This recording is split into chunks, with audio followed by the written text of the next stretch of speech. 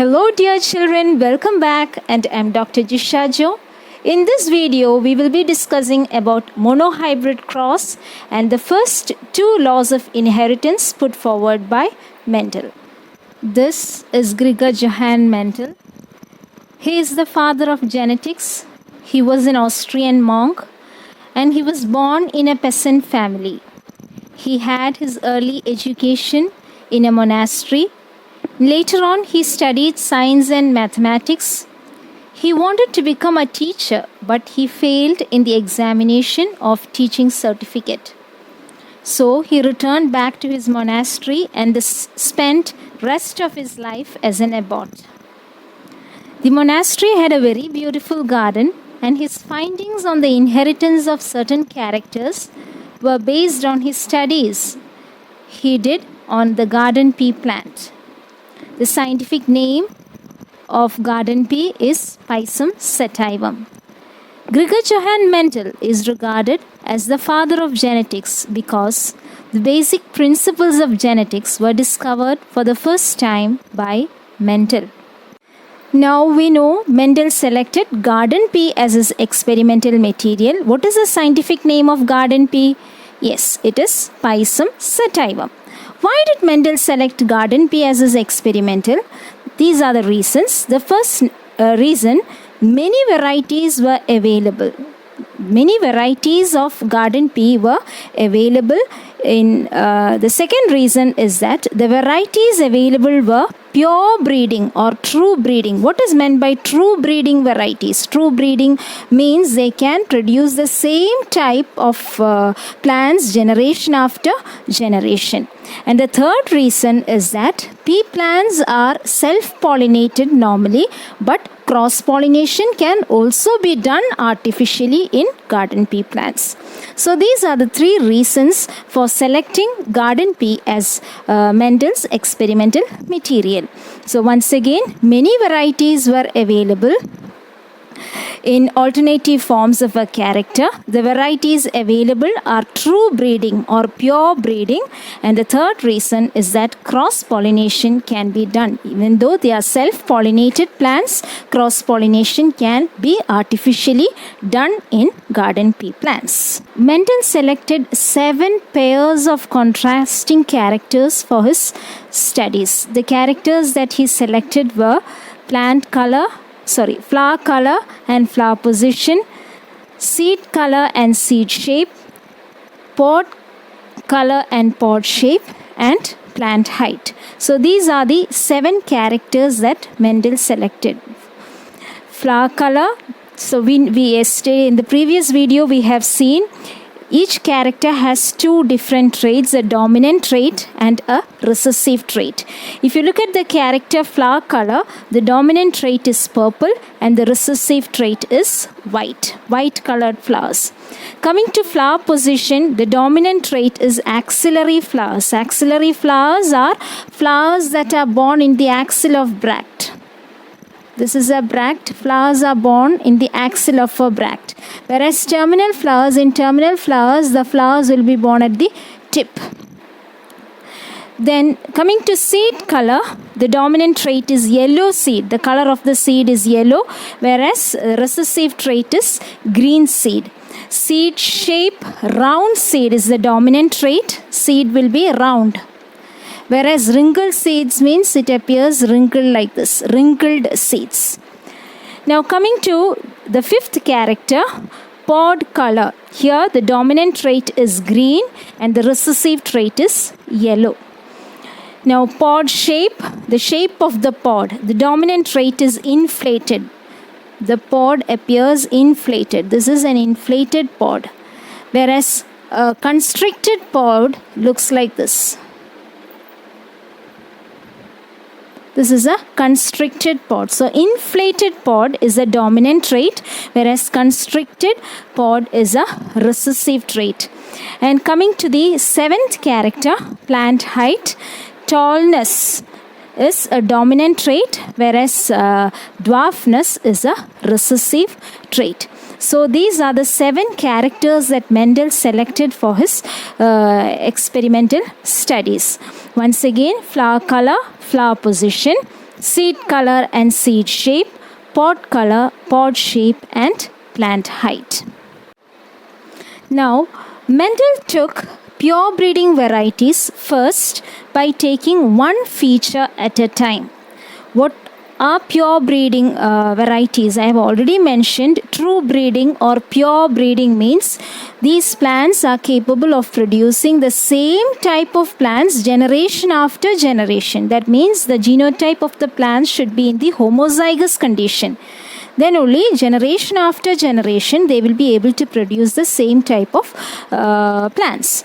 So first what he did was he crossed pure breeding varieties of the garden pea plant, taking one feature at a time. This type of cross between two pure breeding varieties taking into consideration only one feature at a time is called as a monohybrid cross. So what is a monohybrid cross? A cross between two pure breeding varieties taking into consideration only a single character at a time. You know, Mendel selected 7 different characters. Which are the 7 characters that he selected while doing his experiments on garden pea?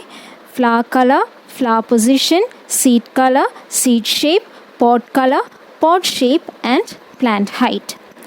And for explaining monohybrid cross, I shall take one character because monohybrid cross is a cross between pure breeding varieties taking into consideration a single character. So here a single character, for example, here I would like to take plant height.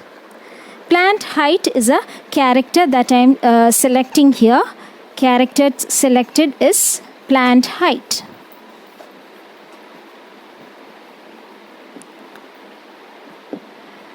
Now I will explain to you what is monohybrid cross taking plant height as a character. So if a pure breeding plant which is tall, that is a pure breeding tall plant is crossed with a pure breeding dwarf plant. So what are the parents there? The parents, the phenotype of parents. What are the phenotype of the parents? Pure breeding tall plant, and it is crossed with a pure breeding dwarf plant. A pure breeding tall plant, I told you, pure breeding or true breeding means it should be in the homozygous condition. So, what would be the genotype? The phenotype is tall and dwarf. The phenotype of the parents are tall plant and dwarf plant. What would be the genotype? In the question it is given pure breeding tall plant. So what will be the genotype in the homozygous condition? Capital T. It is crossed with dwarf plant. Dwarf plant will have always small t as the genotype, because dwarf condition is a recessive trait, and a recessive trait will always be expressed in the homozygous condition. So the genotype of a dwarf plant will be small t. Okay, so now the cross between two plants, that is the phenotype of the plants are pure breeding tall and a dwarf plant. The genotype will be pure. Since the plant is pure breeding tall plant, the genotype will be homozygous, capital T, whereas the genotype of the dwarf plant will be small t, because dwarf is a recessive trait. Dwarfness is a recessive trait, and recessive traits are always expressed in the homozygous condition. Now, the next step is the formation of gametes. Now, what are the gametes produced here? Here, the tall plant having the genotype capital T, gametes produced, all the gametes produced will be capital T. All the gametes produced will be capital T. So, I am just writing one capital T alone. Whereas in the case of dwarf plant, all the gametes produced will be small t. Since the genotype is small t, all the gametes produced will have only small t. Now the next step is fusion of the gametes.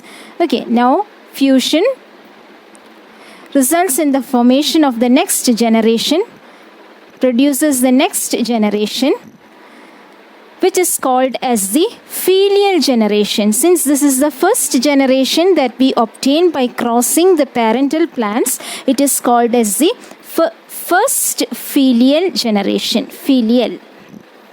Filial generation.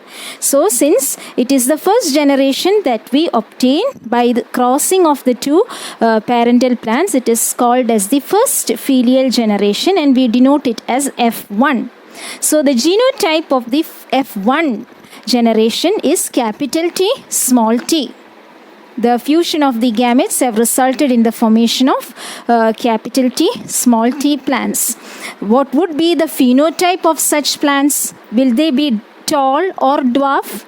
They will be tall. Even though the recessive allele small t is present there, in the previous video we have seen, since the capital T is also present there along with small t, the small t will be suppressed. The recessive trait will be suppressed. So the plants will produced in the F1 generation will be tall, all tall plants in the heterozygous condition. So the genotype of F1 generation is capital T, small t, while the phenotype is tall. All the plants produced in the F1 generation are tall plants. Now the next step is self-pollinating the F1 generation. Now, self-pollinating the F1 generation means both the male plant as well as the female, it will be done within the same plant. We know plants are bisexual. So self-pollination is done. So the genotype, so next step is self-pollination of F1. Self-pollinating F1. So what will we get? Capital T, small t is crossed with small t, small t. Now what are the gametes produced? The gametes produced are capital T and small t. The gametes produced by this plant is capital T and small t. Because we have already seen during gamete formation only half of the chromosomes will be passed on to the gametes. Here also you can see half of the gametes produced will have capital T and the other half will have small t. Now what is the next step? Again, fertilization or fusion of the gametes. So we shall draw a Punnett square.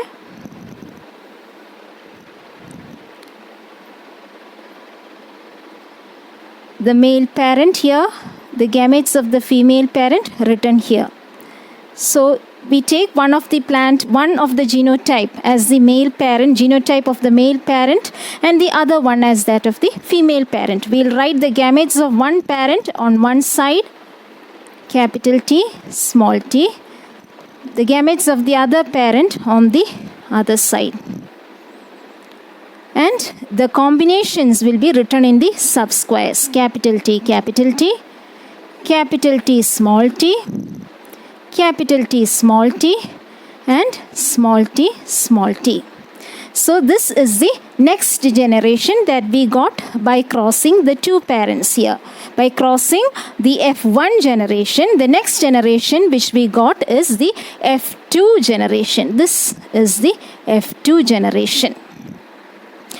So we have already written the genotypes there. Now what are the phenotypes? Capital T will be a tall plant. Capital T, small t again will be a tall plant. In the heterozygous condition also the dominant trait will be expressed. Here also it is tall, whereas small t will be a dwarf plant. So what is the phenotypic ratio of a monohybrid cross? From this F2 generation, you can say what is the phenotypic ratio. What are the phenotypes that you got for F2 generation? You got the phenotypes as tall and dwarf. These are the two phenotypes that you got. What is the phenotypic ratio of F2 generation? How many tall plants are there? 3 tall. 3 tall and 1 dwarf.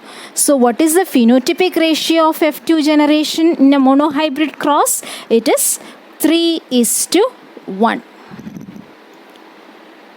Okay, now what are the genotypes that are seen in the F2 generation? You can see what are the genotypes. 3 genotypes you can see.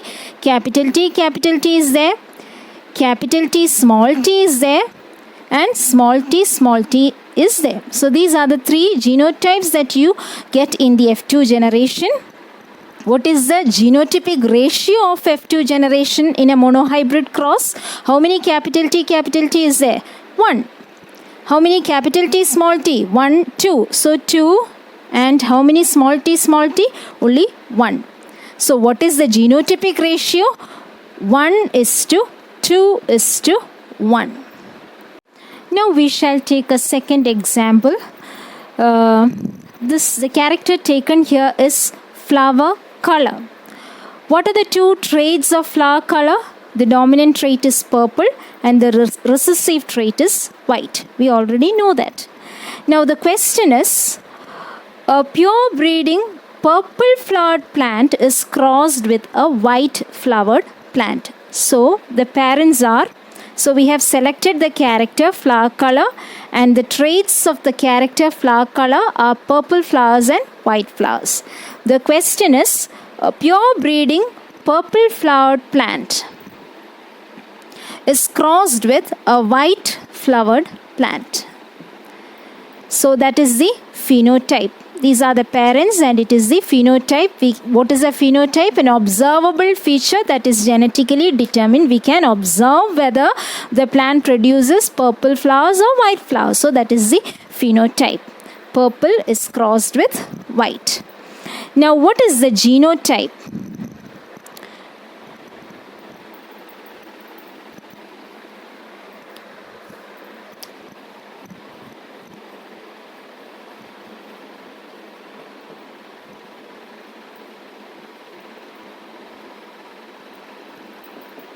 Now what is the genotype? In the question it is given pure breeding purple flowered plants. Pure breeding means it is in the homozygous condition. So we will denote it using capital P. Capital P is crossed with white flowered plant. We know white white color is a recessive trait. So recessive trait will always be expressed in the homozygous condition. So we write small p. So capital P is the genotype of purple flower plant, and small p is the genotype of the white flowered plant. Now the next step is the formation of gametes. Now what are the gametes produced by this plant? During gamete formation, only half of the chromosomes is passed on to the next generation. So what is it? When gametes are formed, all the gametes produced will have only capital P. So I am just writing 1P. Then here what are the gametes produced? All the gametes produced will have only small p. Next, what is the next step? Fusion of the two gametes. Fusion. What will you get? You will get capital P, small p. This generation is called F1 generation because it is the first generation that we got after crossing the parental plants. That is the first filial generation. The genotype of F1 is capital P, small p. Whereas what will be the phenotype? Phenotype of F1 will be purple. Since it is in the heterozygous condition, the recessive allele will remain suppressed because of the presence of the dominant allele. So the character expressed will be purple flowers. Then what is the next step? Self-pollination. Selfing F1. Self-pollinating F1. So how is it done? Capital P, small p is crossed with capital P, small p. What are the gametes produced? two types of gametes, half containing capital P and the other half containing small p. Similarly, for this capital P and small p. Now we'll draw the Punnett square.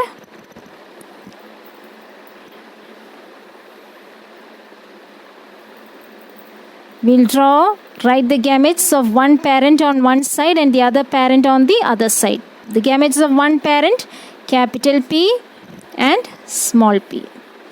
Gametes of the other parent, capital P and small p. And we'll write the genotypes of the next generation in the subsquares. So combination of these two, we get capital P, these two capital P, small p, these two capital P, small p, and these two small p, small p. So these are the genotypes. What is this generation called? Since it is the result of crossing of the F1, self-pollinating F1, we get the F2 generation or the second filial generation. So what are the genotypes of F2 generation? Genotypes are capital P, capital P, capital P, small p, and small p, small p. What are the phenotypes that we get? We didn't write the phenotypes. What will be the phenotype here? It is in the homozygous dominant condition. So, phenotype will be purple flowers. What will be the phenotype? It is in the heterozygous condition. So, again it will be purple. Here also it will be purple, the heterozygous condition. Whereas this is in the homozygous recessive condition. So, it will be white. So, what are the phenotypes? We get purple and white. Okay. Now, what is the genotypic ratio? What is the genotypic ratio in the F2 generation? 1 capital P is to 2 capital P small p is to 1 small p small p. So, what is the genotypic ratio of the F2 generation in a monohybrid cross? It is 1 is to 2 is to 1. Now coming to the phenotypes, there are two phenotypes which we got for F2 generation. They are purple and white. What is the phenotypic ratio? How many purple flowered plants are there? 3. 3 purple and is to 1 white. So what is the phenotypic ratio?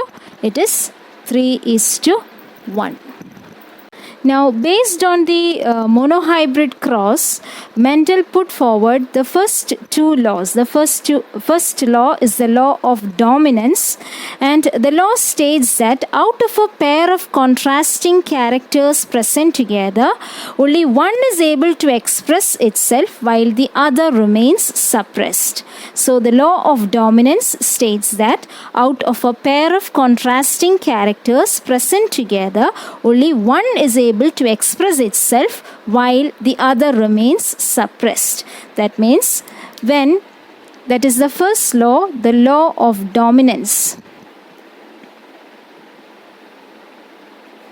That is, when capital T and small t are present together, only capital T is expressed, whereas small t remains suppressed. That is the law of dominance. So, when the capital T and small t are present together, in simple terms, this is what the law means. That is, when capital T and small t are present together, only one is able to express itself. Which is the one that expresses itself? It is capital T, and it is called as the dominant allele, which is responsible for the dominant trait, while the other one, which is suppressed, is called as the recessive allele, which is responsible for the recessive character. So once again, the law of dominance states that out of a pair of contrasting characters present together, only one is able to express itself while the other remains suppressed. So when purple and white are taken, the purple is expressed while the white remains suppressed. The gene for white color remains suppressed. The one that is expressed is called as the dominant character, and the other which is suppressed is called as the recessive character. So I hope the law of dominance is clear to you. Now coming to the second law, which is the law of segregation or the law of purity of gametes. The second law is the law of segregation.